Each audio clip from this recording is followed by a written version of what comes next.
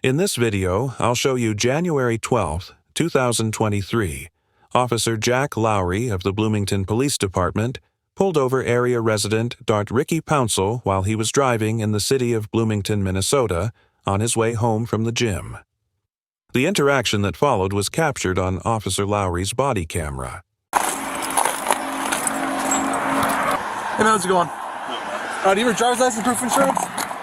I got you. The reason why I stopped you, I just saw you on the center lane there for a little bit. I want to make sure you don't get me driving. I'm watching traffic. We have people with no headlights. Yeah. Past me. Officer Lowry informs Mr. Pouncil that he stopped him because he saw him, quote, on the center lane, and later indicated in his police report that Mr. Pouncil was stopped for a quote lane violation and for driving 53 miles per hour when the speed limit was 60 under Section 169.15 of the Minnesota statutes. Quote, "No person shall drive a motor vehicle at such a slow speed as to impede or block the normal and reasonable movement of traffic, except when reduced speed is necessary for safe operation or in compliance with law, or except when the vehicle is temporarily unable to maintain a greater speed due to a combination of the weight of the vehicle and the grade of the highway." Given the limited number of drivers on the road, Officer Lowry could not reasonably believe that Mr. Pouncil was violating this statute by driving 5 to 7 miles below the speed limit, as the statute prohibits citizens from driving so slowly that they interfere with the normal traffic flow, not from merely driving below the speed limit.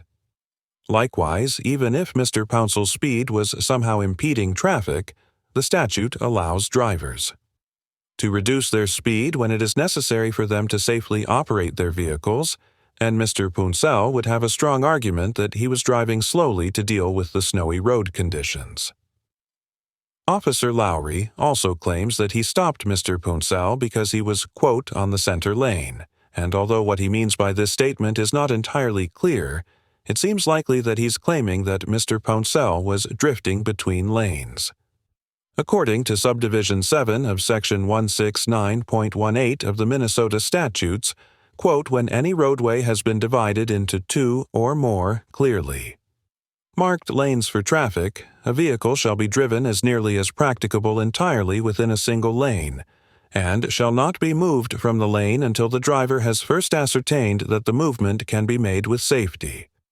Likewise, as the Supreme Court of Minnesota held in the 1972 case of State v. Allenson, that a traffic stop was justified when an officer observed a vehicle weaving within its lane, even when the officer did not believe that the driver violated any traffic laws because the officer, quote, had a right to stop defendant in order to investigate the cause of unusual driving.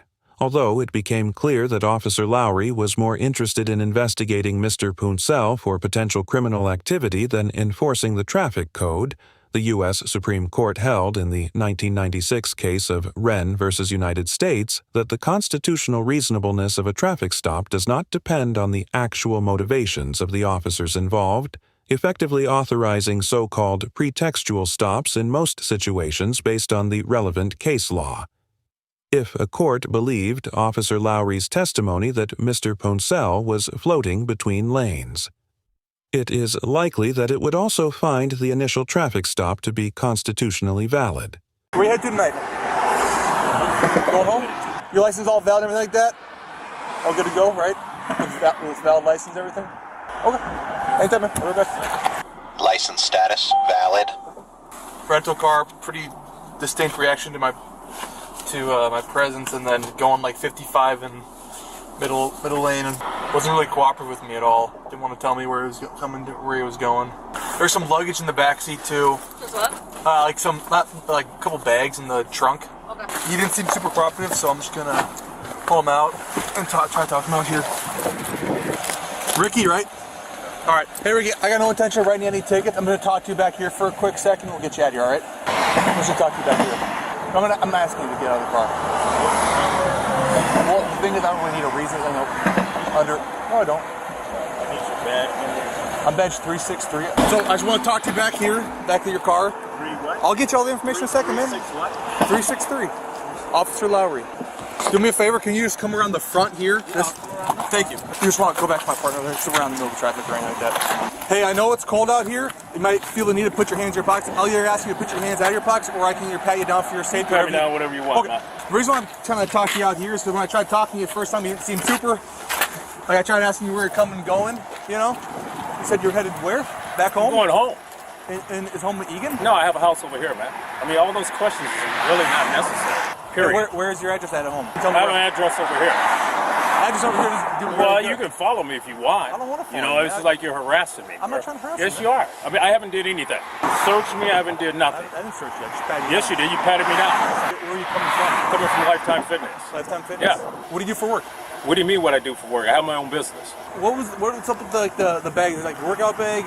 Yeah, it's workout bags back there. Workout bags? Yeah. Like, how many bags are there? I don't know, 3 or 4. Let me ask you this. Is there anything illegal in the car? No. Is there any... No, it's nothing illegal. It's no guns. It's none of that. Man, it's cold out here. No marijuana? No, I don't smoke marijuana. No cocaine? No, I don't do drugs. Methamphetamine? Dude, I do not do drugs. What's your name? I'm Officer Lowry. Officer Lowry. I'm not sure why you're harassing me. I'm not trying to harass you. Yes, you are. The reason why... You have me in the cold. Can I try to haven't explain? did anything. You got my license, man. It's cold as You outside. have it back. You have it back. It's cold The reason why I'm outside. asking you these things is I want to confirm or dispel any possible suspicions that I may have. I'll have my attorney contact you. Okay, you have been super cooperative with me, all that stuff. Bro. And you don't really want to talk to me. It's fine, but I just want to scratch all these boxes, okay? Scratch all so there's the nothing boxes. illegal in the car. No. Despite informing Mr. Pouncil that he has no intention of writing him a ticket, Officer Lowry orders Mr. Pouncil to step out of the vehicle and asks him a series of questions on the side of the road. Although officers generally have the authority to order drivers and passengers to step out of a vehicle during a traffic stop, courts have also consistently held that officers cannot extend the length of a traffic stop to investigate matters that are unrelated to the initial reason for the stop, absent independent, reasonable suspicion of an additional offense in the 2002 case of State v. Wiegand.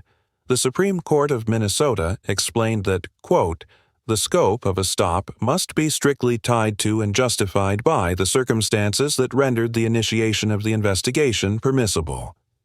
Expansion of the scope of the stop to include investigation of other suspected illegal activity is permissible under the Fourth Amendment, only if the officer has reasonable, articulable suspicion of such other illegal activity.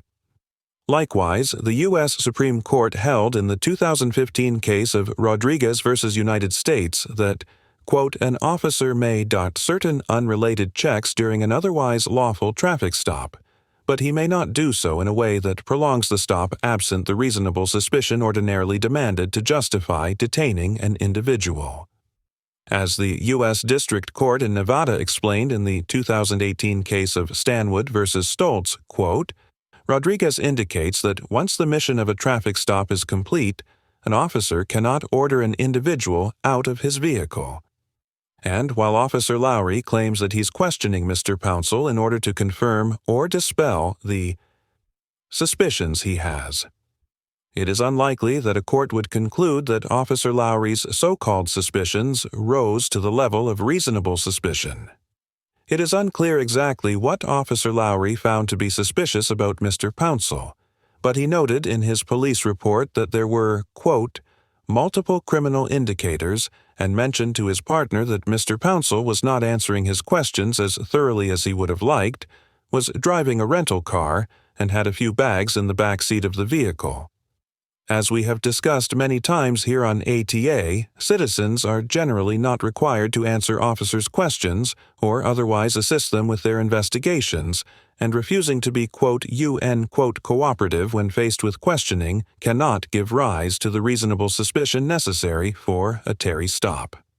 Additionally, in the 2022 case of U.S. v. Ficus, the U.S. District Court in Minnesota determined that, quote, there is nothing inherently suspicious about stowing bags in the passenger side of a car rather than elsewhere in the vehicle, and that, quote, the mere presence of handbags and an athletic bag in the passenger side of a car does not establish reasonable suspicion that justifies the extension of an investigative stop. While Mr. Pouncil's bags were in the back seat, the same principle applies. Finally, although rental cars are commonly used in drug trafficking, the Eighth Circuit Court of Appeals, which has jurisdiction over Minnesota, held in the 1998 case of U.S. v. Beck that there was nothing inherently suspicious in an individual's use of a rental vehicle to travel. Even when taken together, a court would likely conclude that the UN multiple criminal indicators identified by Officer Lowry were insufficient to provide him with reasonable suspicion, and that he therefore illegally extended the traffic stop when he ordered Mr. Pouncil to step out of the vehicle for further unrelated questioning after resolving the traffic issue. What? No, it's nothing. Dude, I want to. It's cold out here, and you have me out here for no reason. You don't have proper car. No, you don't. You keep cutting me off, man. My intention right now is I want to search your car for to confirm or dispel any suspicion. What are you searching my car? Hold on. I'm telling you, no, you can't search my car. Okay, that's fine. What I'm going to do right now is I'm going to call my K9, see if there's going to alert them. That's fine if that's what you want to do, but you're doing it for no reason. I don't have nothing in the car. Okay. Nothing. You have the right now. You can hang out right here on the bumper of my car. You can lay in the back of my seat of my car with the windows down, with the door open, whatever you want. Dude, whatever you feel more comfortable with. Just search the car if that's going to make you happy. I don't care. Can we just get on with this? Yes, we can. If you're going to give me consent to search your car now, I want to make sure I'm not trying to coerce you into it. I want you to know that it's cold out here. I don't want to be in the car. I can get in the car. Okay. You have no reason to detain me. Okay, so let me so we're on the same page. You're saying that I have the right to search your car. Yeah, but you have no reason to detain me because I haven't did anything. Okay. You have the right to take away your consent anytime. If you don't want me to do it, you don't have to. I just said yes. Okay. If that's what you want to do. Hang out here with my partner. I don't want to keep carrying longer than I have to. We'll get you going, okay? Will you not tear the whole car up? After initially refusing when Officer Lowry asks for consent to search his vehicle, Mr. Pouncil eventually agrees to allow a search after. Officer Lowry threatens to get a K9 to sniff outside of the vehicle if he does not consent. As the Eighth Circuit explained in the 2003 case of U.S. v. Brown, quote, "A consensual search does not violate the Fourth Amendment if the consent was voluntarily given without coercion." Similarly, the Minnesota Court of Appeals noted in the 2014 case of Knudsen v. Commissioner of Public Safety, quote, "For a search to fall under the consent exception, the state must show by a preponderance of the evidence that the defendant freely and voluntarily consented." The court acknowledged that, quote, "consent, that is the product of official intimidation or harassment, is not consent at all," while also stating that, quote, "involuntariness of a consent to a police request is not to be inferred simply because the circumstances of the encounter are uncomfortable for the person being questioned, and that, quote, consent is coerced when A. will has been overborne, and his capacity for self-determination critically impaired. However, courts have consistently recognized that consent must be more than mere submission to a claim of lawful authority. In the 1968 case of Bumper v. North Carolina, the Supreme Court held that consent to a search is not effective when it has only been given after the official conducting the search has asserted that they possess a warrant when they actually do not, arguing that prosecutors cannot prove that consent was freely and voluntarily given, quote, by showing no more than acquiescence to a claim of lawful authority. Although Officer Lowry did not claim to possess a warrant to search, he did inform Mr. Pouncil that if he refused to consent to a search, he would bring a K9 unit to sniff the vehicle, even though, as we discussed earlier in this episode, he likely did not have the reasonable suspicion necessary to extend the traffic stop. It is also likely that a court would conclude that Officer Lowry did not have the authority to employ a drug dog at all, as the Minnesota Supreme Court held in the Wiegand case that in order to lawfully conduct a narcotics detection dog sniff around the exterior of a motor vehicle during a routine traffic stop, quote, "A law enforcement officer must have a reasonable, articulable suspicion of drug-related criminal activity." In the 1996 case of U.S. v. Lattimore, an individual argued to the Fourth Circuit Court of Appeals that his consent to a search of his vehicle was involuntary when the officer threatened to utilize a drug dog if he refused to consent, although the court ultimately rejected this argument because the individual gave consent to the search before the threat was made. It noted that because the officer did not possess reasonable suspicion, the officer's assertion that he would call a drug dog to search the vehicle if the driver refused consent, quote, would raise serious questions concerning the voluntariness of his consent.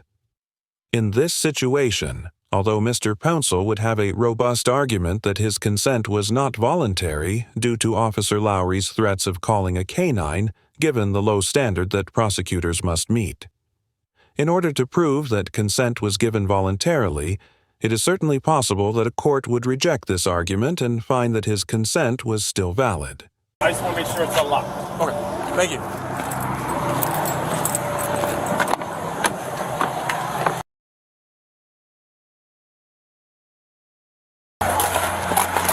Alright, we're just about done here, man. Last question. Like the bag of pills, whatever it is, like I was in the... I think it was Vitamins? your bag. Yeah, what vitamins. kind of, do you know what kind of, like, No, I brand don't. name You they can are? take them if you want. I don't want care. to take them. I just want to know, do you know like the brand name I don't for know. them? And what kind of vitamins are they? Just vitamins. No idea what kind of brand name they would be, or... No, I do not. You can take them if you want, man. You can get them out alone. There's nothing wrong with it. Well, I don't want to take anything from you if it's not any, you know?